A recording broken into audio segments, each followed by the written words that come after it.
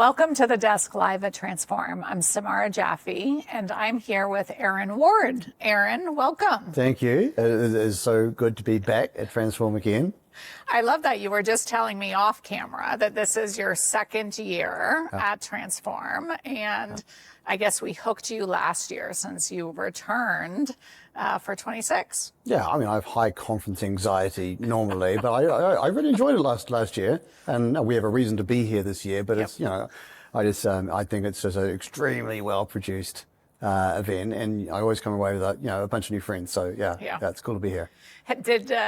I love that you said that. So many people actually have really high conference anxiety, right? Like being in a kind of in a space with thousands of people can be very overwhelming. Have you found, though, people are very friendly? Like, have you been able to kind of sit down and make new connections that stick with you? Yeah, totally. But it's not accidental, though, as well. But you can see that the way that the tables are laid out for lunch and for breakfast and all the little spots are all designed to make it easy to sort of, interact with other people. And it just feels natural. And that's not easy to do. So great job.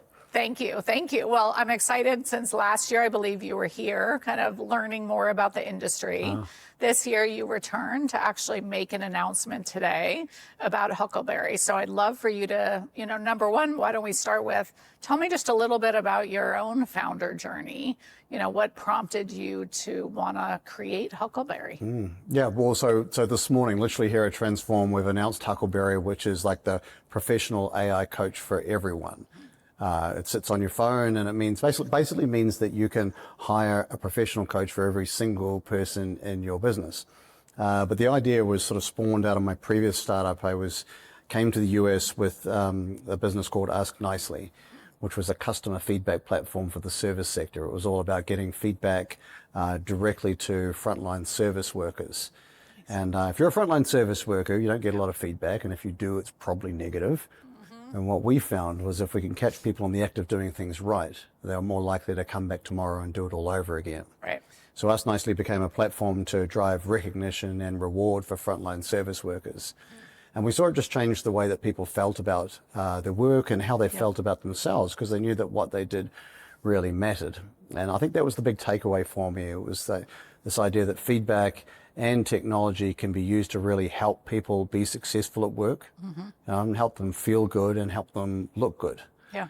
And so coming out of AskNicely and thinking about my next move, sadly, I do suffer from the startup gene, and my wife would prefer it wasn't the case, but it's what I am. And so here I am again launching something new, and I really got hooked on this drug of technology that helps people be successful at work, and that's what led us to the Huckleberry idea. I love that. And you launched it today, just hours ago. Yeah, 9:30 this morning. Amazing. Yeah. Well, I'm excited to discover a little bit more. As I understand, I would love to see it and see how it works. Okay, well, I have my phone. Okay. So Huckleberry just sits here on your phone.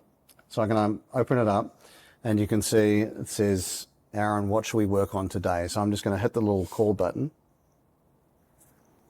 Hey, Aaron, what shall we work on today? Well, good question. Hey, I'm here with Samara, and I'm just telling her about you and like what you do, but maybe you should tell her, like, how does this all work? Hey, Samara, great to meet you. So here's the simple version. I'm a coach you talk to about work stuff. You call in, tell me what's on your mind, and we think through it together. Could be a tough conversation you're dreading, a team dynamic that's messy, a decision you're wrestling with, whatever's real for you right now.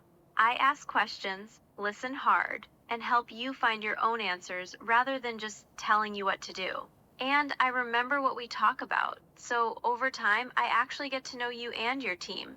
What brings you both in today? Well, I'm a bit worried, though, because we have a lot of conversations, and I want to be careful about what you actually do share about me. But so, Huckleberry, what do you know about me and maybe some of the growth edges that I've got? What are the things that I need to work on? Smart question. And I get the caution. Here's the deal. Everything you tell me stays between us. Your company can see you're using the tool, but they never see what we talk about or your notes. It's yours alone.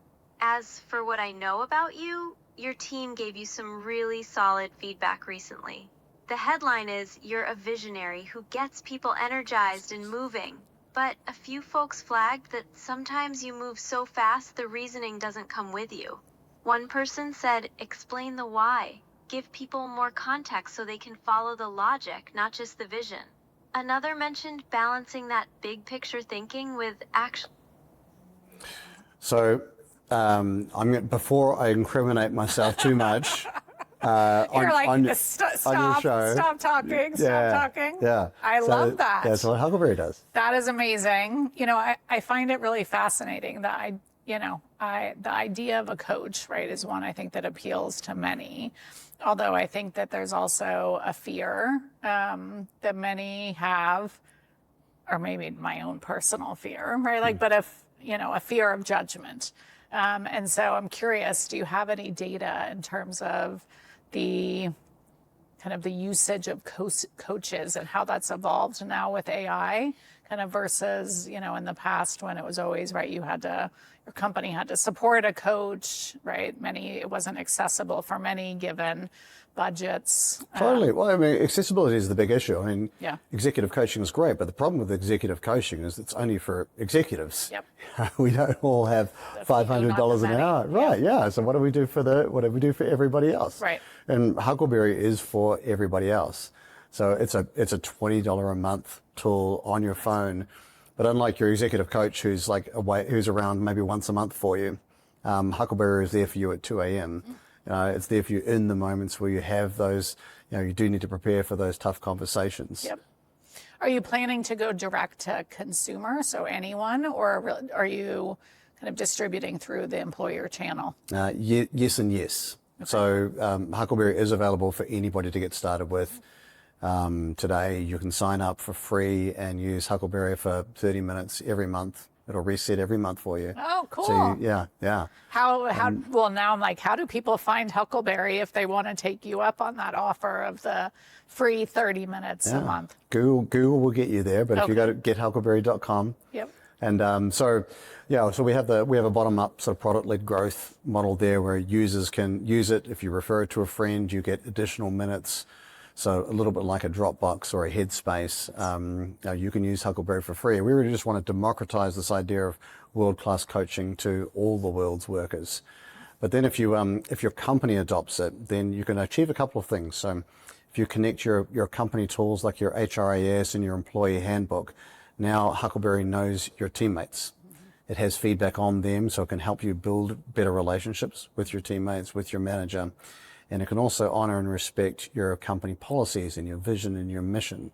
So it elevates the coaching to a whole nother level. And then it starts to give your HR people some control over what happens with the data in there as well.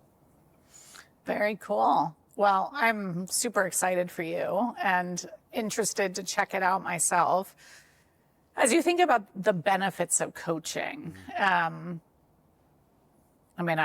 certainly could theorize myself, but what can companies expect in terms of the value, right, of deploying something like this? Right. So it's if I think about my own personal journey in my last business, about 7 years ago, the business was growing at an incredibly rapid rate and probably outgrowing me personally, and so I needed to be purposeful about upgrading myself to, I guess, justify the seat that I sat in as CEO. So I got my own executive CEO coach, and the effect for me personally was transformational. I became a better leader and a better colleague, but I also became a better husband and a better father. Yep.